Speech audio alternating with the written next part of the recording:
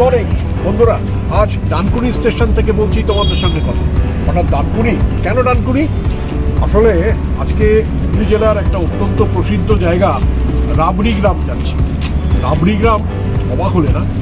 আসলে রাবড়ি গ্রাম নামে যে পশ্চিমবাংলায় কোনো গ্রাম থাকতে পারে এটা হয়তো অনেকেই আমরা জানি না, কিন্তু অ্যাকচুয়ালি আজকে এক্সপ্লোর করব সেই রাবড়ি গ্রাম, যে রাবড়ি গ্রামে প্রায় 50-এর বেশি পরিবার, কাছাকাছি 60, যাদের পেশা হচ্ছে শুধুমাত্র রাবড়ি তৈরি করা। এবং রাবড়ি তৈরির মাধ্যমে সারা কলকাতা এবং কলকাতার আশেপাশে একটা বিস্তীর্ণ অঞ্চলে মিষ্টির দোকান তারা রেডিমেড রাবড়ি সাপ্লাই করে। আর সেই রাবড়ি তুমি আমি প্রত্যেক দিন কিনি। এইটা না জেনেই চিনি যে রাবড়িটির জন্ম কোথায়। এসো আজকে আমাদের প্রায় মধ্যে খাওয়া যেটা হয় সেই রাবড়ির মধ্যে, সেই রাবড়ি আমরা কোথা থেকে পাই প্রত্যেক দিন, সেই রাবড়ি প্রতিদিন কোথায় তৈরি হয়, সেই গল্প করব, সেই গল্প শুনব, সেই গল্প শোনার জায়গায় পৌঁছব। এসো যাই রাবড়ি গ্রাম।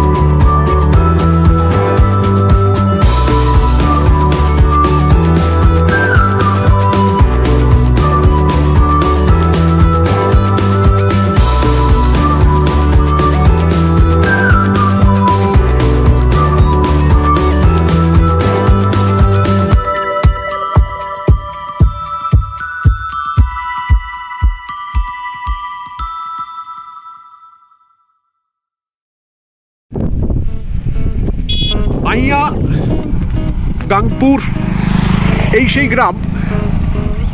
সেই গ্রাম হুগলি জেলার বসাটের খুব কাছাকাছি। কলকাতা থেকে যদি আসেন তাহলে ডানকুনি লোকালে ডানকুনি এসে ওখান থেকে অটো কিংবা 26C বাসটা ধরলে আপনি খুব দ্রুত এই আইয়া গাংপুর গ্রামে পৌঁছতে পারেন। এটা অসাধারণ গ্রাম।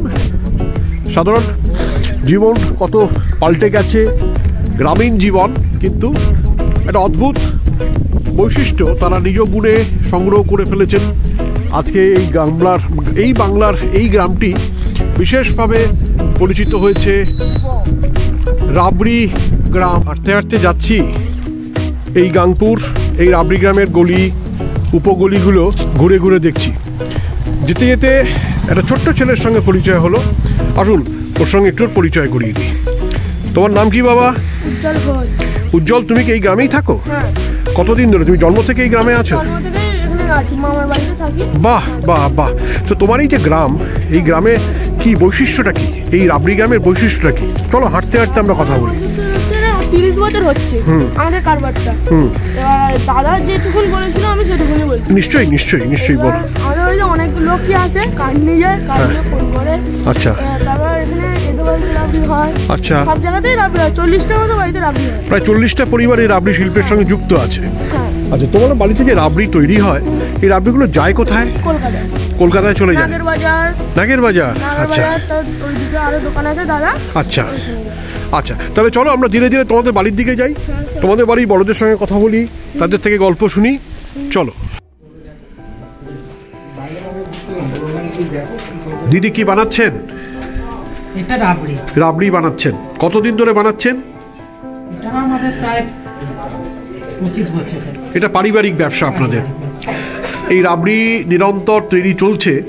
বিশ্বের মানুষ ভাবতেই পারে না যে একটা গোটা গ্রামের নাম রাবড়ি গ্রাম হয়ে যেতে পারে, এবং প্রায় 50-এর ওপর পরিবার এই গ্রামে, তারা নিরন্তর এই শিল্পকে চাঙ্গা করেছেন দিনের পর দিন। এবং আজকে কলকাতার মানুষ কিন্তু বেসিক্যালি আপনাদেরই রাবড়ি খায় প্রত্যেক দিন। এটা একটা নতুন অভিজ্ঞতা মানুষের। আরে রাবড়ি যে তৈরি করছেন, আমি দেখছি যে নিরন্তর বাঁ হাতের পাখাটা নাড়িয়ে চলেছেন, এটা কেন করছেন? এটাই শর্টটা পড়ার জন্য। এটা শর্টটা পড়ার জন্যে। আচ্ছা, আপনি একটু বলবেন যে কিভাবে ব্যাপারটা হয়? ধরুন 1 কিলো রাবড়ি তৈরি করতে কি কি উপকরণ লাগে? এইটা প্রথমে রাবড়িটা তৈরি করতে গেলে প্রথমে 7 কিলো দুধ এই কড়ার মধ্যে গ্যাসেতে কড়াটা বসানো হলো। তারপর 7 কেজি দুধ দেওয়া হলো। দুধটা ফুটে গেল, ফুটে যাওয়ার পরে গ্যাসটা কমিয়ে দেওয়া হলো। কমিয়ে দেওয়ার পরে বাঁ হাতের পাখা দিয়ে হাওয়া করতে হবে, আর ডান হাতে ঘাস কাটি দিয়ে শর্টটাকে তুলতে হবে। এরকম ভাবে তুলতে 1 ঘন্টা হয়ে গেল। 1 ঘন্টার পরে এটা 1 কেজি দুধ থাকবে। 1 কেজি দুধে মোটামুটি আমরা 400 চিনি দিই, যাদের দোকানের যেরকম লাগে। আমাদের মোটামুটি 400 চিনি দিই। 400 চিনি দেওয়ার পর চিনিটা ফুটে গেল, দুধটা ফুটে গেল, নামিয়ে নেওয়া হলো। নামিয়ে নেওয়ার পরে 1 ঘন্টা এই শর্টটাকে জমতে দিতে হবে, ঠান্ডা করতে দিতে হবে। দিয়ে তারপর ছুরি দিয়ে ওটাকে পিস করে 1 কেজি দুধ চিনির মধ্যে দিয়ে দিতে হবে।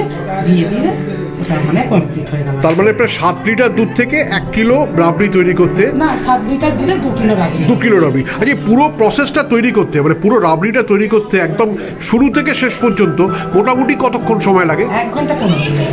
1 ঘন্টা 15 মিনিট, মানে 1 ঘন্টা 15 মিনিটের মধ্যে বাংলা এবং বাঙালির রসনা নিবৃত্তি করতে 2 কিলো রাবড়ি তৈরি হয়ে যাচ্ছে, এবং মুহূর্তে তা ছড়িয়ে পড়ছে বাংলার বিভিন্ন প্রান্তে। আর রাবড়ি গ্রামের সুখ্যাতি জগৎব্যাপী ছড়িয়ে পড়ুক, সেই শুভকামনা আমাদের পক্ষ থেকে, মাই লাইফ মাই ভিউজ চ্যানেলের পক্ষ থেকে সবসময় আপনাদের জন্য থাকবে। বাড়ির প্রবেশদ্বার থেকেই যেখানে যতদূর চোখ পড়ছে রাবড়ির হাঁড়ি, রাবড়ির তৈরির পদ্ধতি আপনাদের দেখালাম। আজকে এই বাড়ির বা এই সংস্থার যিনি কর্ণধার, তার সঙ্গে একটু পরিচয় করবো। আপনার নামটা একটু বলবেন? সনদ ঘোষ। সনদবাবু, কতদিন ধরে আপনার রাবড়ি তৈরি করছেন? এটা আমার হচ্ছে 28 বছর। 28 বছর। আচ্ছা, হঠাৎ করে অনেক কিছু ছিল, হঠাৎ করে রাবড়ি তৈরি করার বাসনা বা রাবড়ি তৈরি করাটা প্রয়োজন হয়ে পড়লো কেন এই গ্রামের মানুষদের? প্রয়োজন হয়ে পড়লো কেন বলতে, কিছু মানে বহুদিন আগে কলকাতা খাটাল উঠে গেল না? হ্যাঁ। খাটাল উঠে যাওয়ার পর ওখানে কিছু লোক আমাদের এখান থেকে কাজ করতো, ওখানে রাবড়ি করতো। আচ্ছা। না, মানে এই গ্রামেরই লোক, মানে মেসো ছিল, আমরা কাকা ছিল, বয়স্ক লোক, ওরা ওখান থেকে রাবড়ি করে দোকানে সাপ্লাই করতো, মানে কলকাতা থেকে। আচ্ছা।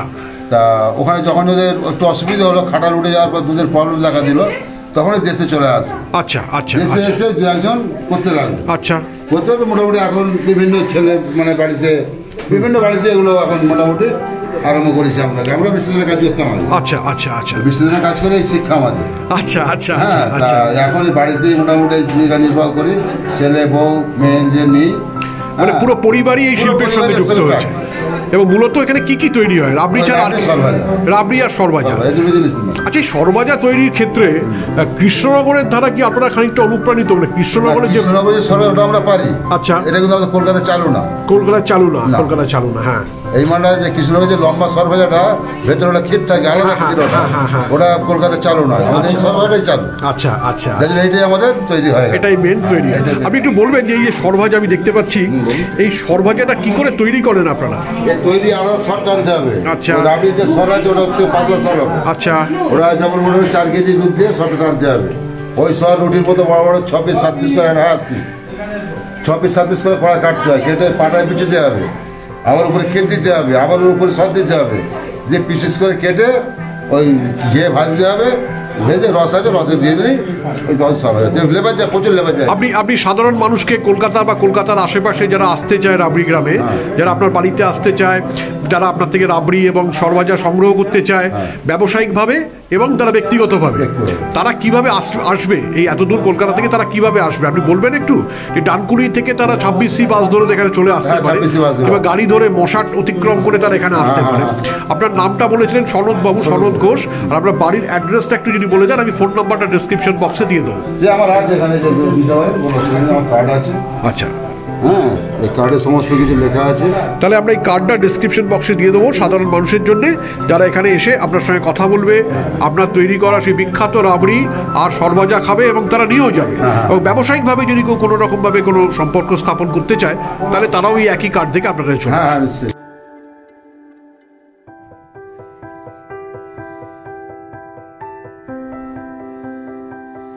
এই হচ্ছে সনদবাবুর বাড়ি, আর এই বাড়ির সামনে পুকুর, বাগান,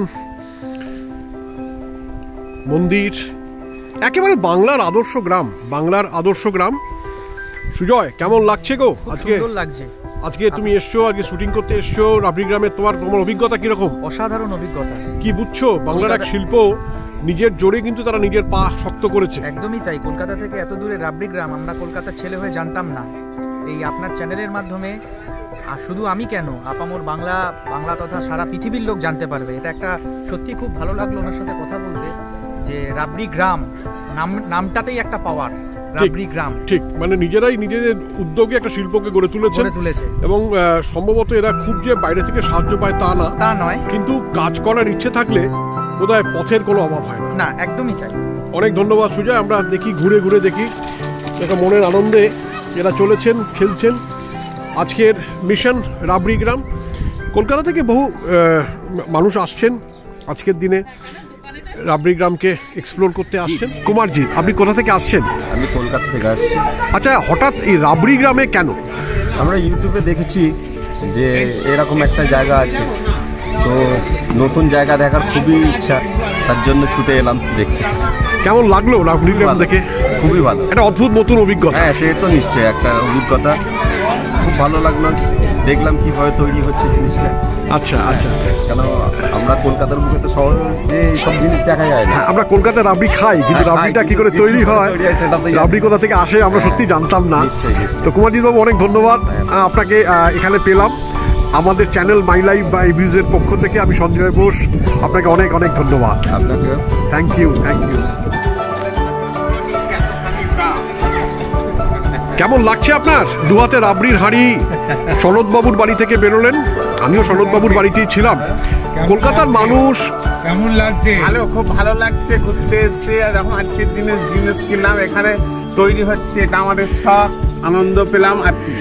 মানে কলকাতার মানুষ রাবড়ি আমরা খাই, প্রতিদিন খাই, কিন্তু রাবড়িটা কোথায় তৈরি হয়, কিভাবে তৈরি হয়, আজকে জেনে একটু অবাক লাগছে না? আমরা সবাই মিলে একটু অবাকই হয়েছি, তাই তো? আমরাও জানার জন্য দেখে এসছি, আজকে দেখলাম, কিনলাম, খেলাম, খুব ভালো লাগছে এবং আমরা ঘোরাও হলো সবকিছু। আসলে ভ্রমণ পিপাসু বাঙালি নিরন্তর তার যাত্রা চলছে নতুন থেকে নতুনত্বের পথে। দেশ থেকে দেশান্তরে, রাবড়ি থেকে রসগোল্লার ইতিহাস, আমরা কিন্তু সর্বত্রই আছি। সবাইকে ধন্যবাদ জানাচ্ছি মাই লাইফ মাই ভিউজের পক্ষ থেকে। আশা করি আপনাদের সঙ্গে আবার খুব তাড়াতাড়ি দেখা হবে। এই গ্রামের বাসিন্দা? কতদিন ধরে এই গ্রামে আছেন? এখানে ধরুন আমার বয়স এই 80 কাছাকাছি। তো আপনারা যখন ছোট ছিলেন তখন কি এই গ্রামে রাবড়ি তৈরি হতো না? তখন বোধহয় হতো না, তখন হতো এই মাঝামাঝি করে নিয়ে এসেছিলেন এক ভদ্রলোক। কি নাম তার জানেন, মনে আছে? হ্যাঁ, মনে আছে। বলবেন? পান্নালাল ঘোষ। আচ্ছা। আর মনসাচরণ বাগদি। আচ্ছা। এরা প্রথমে ফার্স্ট নিয়ে আসে এই গানগুলো। আচ্ছা। সেই থেকে সকলেই চালু করেছে আর কি। মানে ওনারাই অ্যাকচুয়ালি এই গ্রামে এই রাবড়ি তৈরিটা পত্তন করেছিলেন। হ্যাঁ। তারপর ওনাদের দেখে দেখে আস্তে আস্তে অন্যান্য পরিবারগুলো এই ব্যবসাতে বা এই শিল্পের সঙ্গে যুক্ত হয়েছে। কেমন লাগে? বাইরের লোক আসে, আজকে নতুন ভাবে আইয়া গাংপুরের নাম আরেকটা নতুন নাম হয়ে গেল, রাবড়ি গ্রামের মতো নাম হয়ে গেল, কিরকম ভালো লাগে তো নাকি? মোটামুটি ভালোই লাগে। খুব ভালো, খুব ভালো। আগামী দিনে আপনাদের অনেক শুভেচ্ছা রইল, ভালো থাকবেন। আর এরকম সুস্বাদু রাবড়ি খাইয়ে জগৎজোড়া নাম যেমন হয়েছে, সে নাম যেন আপনাদের চিরকাল অক্ষয় থাকে, সেই শুভকামনা জানাচ্ছি। আজকে রাবড়ি গ্রামে ঘুরতে ঘুরতে এই তুলসী মঞ্চের সামনে থেকে আপনাদের সেই বাড়িটাকে দেখাবো, যে বাড়ির সদস্যরা গর্ব করে বলতে পারেন যে তাদের পূর্বপুরুষ স্বর্গীয় শ্রী মনসা নয়ন বালতি, এই মনসাবাবু এই গ্রামে আজকে থেকে প্রায় 30 বছরের সময় কাছে পিঠে আগে তারা এই শিল্পটাকে তিনি শুরু করেছিলেন নিজের হাতে ধরে। তার যারা উত্তরপুরুষ সেই তার পুত্র এবং পুত্রবধূর সামনে আমরা দাঁড়িয়ে আছি। তাদের বাড়ির ভেতরে গিয়ে এইমাত্র তাদের তৈরি করা সেই শিল্প আজ এত জনপ্রিয় হয়েছে। আইয়া যে গ্রাম, গাংপুর যে গ্রাম, সেই গ্রামের নামই প্রায় তারা পাল্টে ফেলেছেন। এক কথায় এই গ্রামকে পশ্চিমবঙ্গের মানুষ এখন রাবড়ি গ্রাম নামে অনেক বেশি চেনে। দিদি এবং দাদাকে অনেক ধন্যবাদ দিয়ে বলবো যে আপনারা একটু আপনাদের পুরনো গল্প, তৈরির গল্প, শুরুর গল্প যদি একটু আমাদের বলেন। নমস্কার, আমার শ্বশুরমশাই অনেক কষ্ট করে পরিশ্রম করে এই জিনিসটা নিয়ে এসছেন। আজ দীর্ঘ 28-30 বছর ধরে আমার শ্বশুরমশাই এই বিজনেসটা করছেন। উনি প্রচুর পরিশ্রমী মানুষ ছিলেন।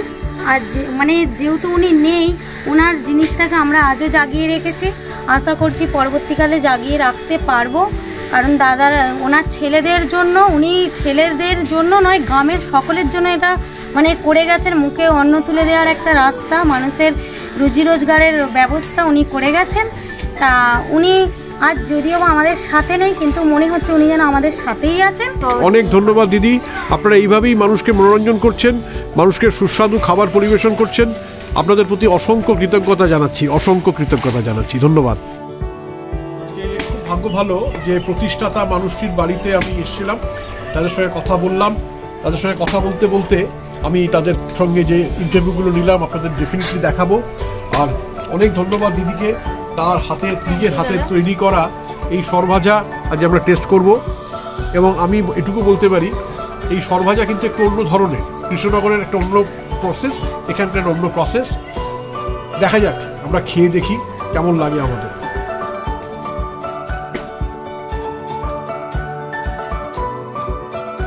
অসাধারণ।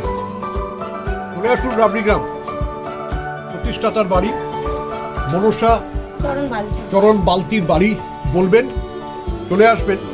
এই রাবড়ি গ্রামের ইতিহাস যিনি প্রতিষ্ঠা করেছেন, এই রাবড়ি গ্রামের এই সংস্কৃতিকে যিনি শুরু করেছিলেন, তার বাড়িতে আসতে কখনোই ভুলবেন না। তাদের হাতে তৈরি করা রাবড়ি আর এই সর ভাজা অবশ্যই সংগ্রহ করে নিয়ে যাবেন। ধন্যবাদ। বাংলার সেই আদি অকৃত্রিম গ্রাম,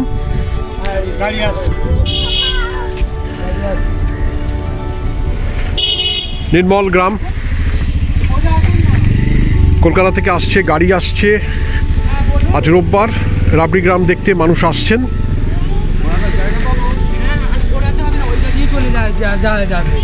এইটার থেকে ওইটা বেশি শর্ট রাস্তা।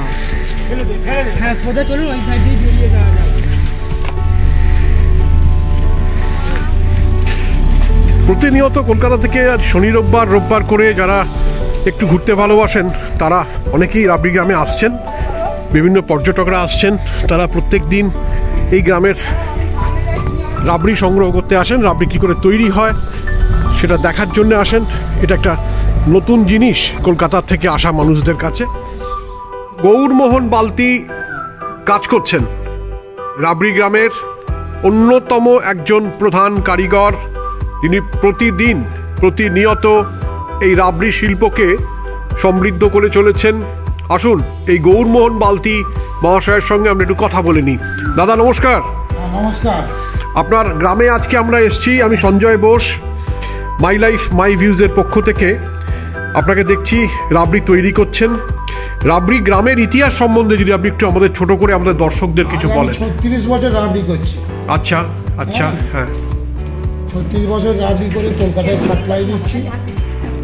হ্যাঁ, তা আমার এইটাই এখন মোটামুটি ব্যবসা, এটাই মেন ব্যবসা এখন আপনার? ব্যবসা এখন এটা। আচ্ছা, তারপরে এই ব্যবসা করি মোটামুটি আমাদের কুটুম্বিতে ঘর খাওয়া দাওয়া সবই এতে হয়। আচ্ছা, এই যে রাবড়ি শিল্প, এই রাবড়ি শিল্পের সঙ্গে বর্তমানে এই গ্রামের কতগুলো ঘর জড়িত আছে? মোটামুটি 100-100 কাছাকাছি ঘর জড়িত আছে। এবং প্রত্যেক দিনই সংখ্যাটা বোধহয় বাড়ছে? প্রত্যেক দিন বাড়ছে, 1-2 জন করে বাড়ছে। তার মানে এটা ধরেই নেওয়া যায় যে কলকাতা এবং আশেপাশে অঞ্চলে রাবড়ির একটা বিরাট যে চাহিদা, সেই চাহিদাটাকে পূরণ করে চলেছে আপনাদের গ্রাম, মানে আপনারাই পূরণ করে চলেছেন নিরন্তর। আচ্ছা, আপনি কি কোনো সরকারি সাহায্য পান এই শিল্পকে বাঁচিয়ে রাখার ক্ষেত্রে? সরকারি সাহায্য কিছু পাই না। হ্যাঁ, তবে আমাদের মমতা ব্যানার্জি একদিন আমাদের বিডিও অফিসারকে ফোন করেছিলেন, উনি বলেছেন রাবড়ি গ্রামটা একটু লক্ষ্য রাখুন, ওদের কি প্রবলেম আছে বা ওদের কি সাহায্য চাই বা ওদের কি হলে ভালো হবে, সেইটা একদিন আমাদের অঞ্চলে এসে, মাইয়া অঞ্চলে এসে উনি মিটিং করে গেছে এবং নবান্ন থেকেও এসেছিল। আচ্ছা, নবান্ন থেকেও দিদি লোক পাঠিয়েছিল আমাদের মিটিং করতে। কিছু পেয়েছেন কি সাহায্য? না, আমাদের থেকে বক্তব্য নিয়ে গেছে, নিয়ে গিয়ে এখনো কোনো অ্যাকশন হয়নি। অ্যাকশন হয়নি। আমাদের বলেছে পরে আবার বসবো। আচ্ছা, এই শিল্পকে বাঁচিয়ে রাখার ক্ষেত্রে কোনো প্রতিবন্ধকতা, মানে কোনো অসুবিধা কি আছে এখন? হ্যাঁ, অসুবিধা আছে। যেমন ধরুন আমাদের এই বাস, সকালে ভরে যায়, বাসটা আমাদের ঠিক মতন নেই। আচ্ছা, মানে কমিউনিকেশনটা ঠিকঠাক নেই। আমরা বলতে চাইছি যে এটা সরকারি বাস দিলে আমাদের টাইমে সকাল থেকে মোটামুটি 3টে গাড়ি আমাদের দিলে খুব ভালো হয়। আচ্ছা আচ্ছা, এটাকে আমরা দিদিকে অনেকবারই বলেছি। মানে রাবড়ি গ্রামের মানুষরা চাইছেন যে কমিউনিকেশনটা একটু ভালো কলকাতা কিংবা ডানকুনি থেকে আসার সময়, যাতে করে এই গ্রামের যাতায়াতের পথ সুগম হলে এই ব্যবসাটা আরেকটুখানি ফুলে ফলে প্রস্ফুটিত হতে পারে, উন্নত হতে পারে। আচ্ছা আচ্ছা, এখানে যদি কলকাতা থেকে লোকেরা যখন আসেন, তারা যদি 1 কিলো রাবড়ি কিনতে চান, কি দামে আপনারা দেন রাবড়িটা? আমরা 300 টাকা কেজি হিসেবে দিই। 300 টাকা কেজি। আচ্ছা, রাবড়ি ছাড়া আর কি কিছু তৈরি করেন আপনারা? আমরা সরবাজাও করি। আচ্ছা আচ্ছা, এখন নোলেন গুড়ে রসগোল্লা সন্দেশ চলছে বলে সরবাজাটা কম চলে। আচ্ছা, বাট মূলত রাবড়িটাই হচ্ছে আপনাদের প্রধান বিষয়। আপনি কলকাতার মানুষদের জন্য কিছু বলবেন যে তারা যেন আরো বেশি করে আসেন, তারা যেন শিল্পের সঙ্গে পরিচিত? হ্যাঁ, আমাদের এখানে এলে পরে